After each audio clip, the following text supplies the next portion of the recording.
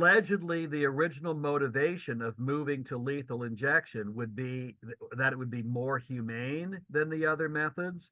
But you are correct. Oftentimes it's sort of botched. Oftentimes something doesn't go wrong, something goes wrong where it's very painful and it takes a long time for the person to die and so on.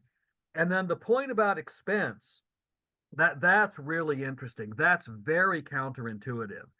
Almost everyone assumes that, of course, it's going to be way more expensive to keep someone alive in jail for like 60 years or whatever, giving them 3 meals a day and all that kind of stuff. That's super expensive. How about we just execute them? That'll be way less expensive. Turns out it's not true.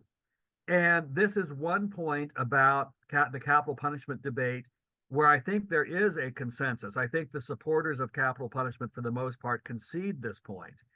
The reason why, as I mentioned, it's very, very counterintuitive. People are kind of stumped when they hear this.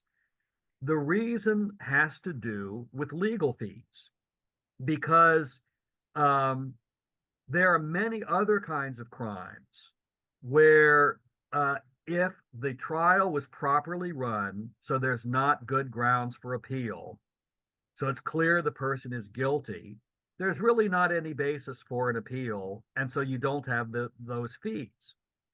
But with capital punishment, because you're talking about putting someone to death, in our system, there's some effort to be extra careful. So there are lots of grounds for appeals.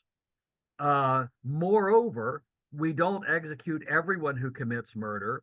So even if it's obvious that a given person committed a murder, there might still be grounds for them to appeal the death sentence. Oh, this case would be more appropriate for a long prison sentence instead.